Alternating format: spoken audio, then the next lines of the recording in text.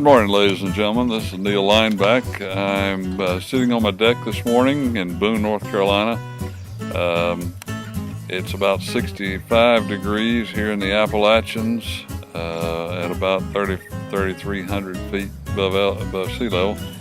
And I'm going to read one of our articles this morning called Route 66, a pop culture icon. It's been one of our favorite articles and one that we've gotten a lot of feedback on from teachers and students across the country. Route 66, a pop culture icon. On November 11th, 1926, U.S. Highway 66 became one of the original federal highways. Running from Chicago to Los Angeles, this highway became an icon for generations of Western migrants and vacationers. Motoring along this route in the 1950s left millions with indelible memories of incredible physical and cultural sights. Up until the early 1920s, roads throughout rural America were mostly dirt and gravel, usually poorly serviced, not well marked, and inadequately maintained. They essentially were a hodgepodge network of two-lane wagon roads. Early automobiles, including Henry Ford's Model T, had narrow, flimsy tires unsuited for long-distance travel over such roads, particularly under wet and frozen conditions. Cross-country auto travel was not just an adventure. It could be a harrowing and expensive undertaking. Most such travelers found rail transportation to be more accommodating and affordable in the early 1900s. By the early 1920s, however, automobiles were booming. Not only more plentiful and affordable, but more dependable as well. The demand for better roads began to accelerate, leading Congress to establish a federal route system that crossed multiple states. With a wave of migrants headed for California in their automobiles over these unpaved roads, Route 66 was designed as a 2,448-mile paved road crossing parts of 8 states from Illinois to California. Still, it wasn't until 1938 the last of this road was paved. When the stock market crashed in 1929, followed by the legendary Dust Bowl of the early 1930s, Route 66 became the pathway for fleeing migrants. An author, John Steinbeck, in his novel The Grapes of Wrath, labeled Route 66 as the Mother Road, as he documented the mass exodus of mostly destitute migrants to California from the Dust Bowl in Oklahoma, Arkansas, Kansas, Colorado, and Texas. Others called it the Will Rogers Highway or the Main Street of America.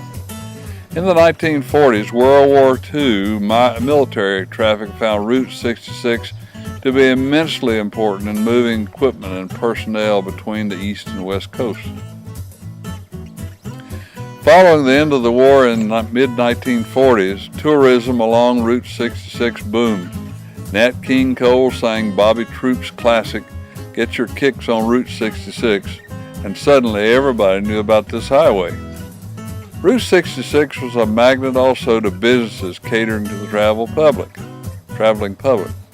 The popularity of the route attracted uniquely designed eating establishments, motor courts, later known as motels, filling stations, later known as gas or service stations, curio shops, and specialty attractions to the highway.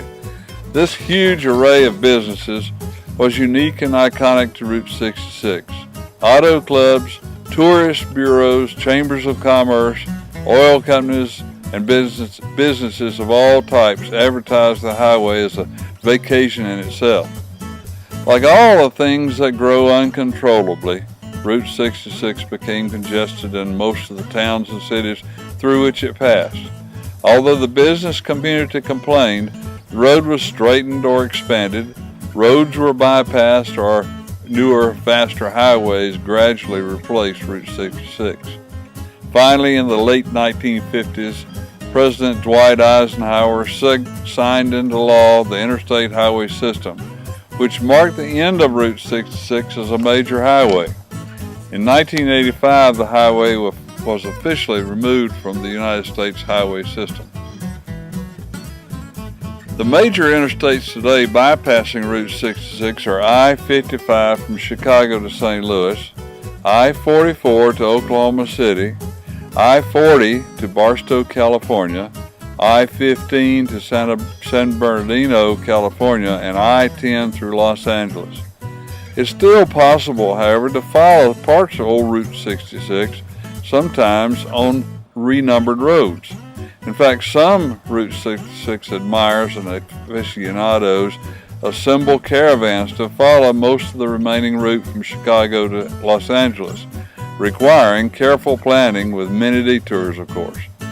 The latest major publicity about the highway occurred in the 2006 Disney Pixar film Cars, where a map shown to Lightning McQueen indicated I-40 had bypassed the fictitious town of Radiator Springs, located on Route 66.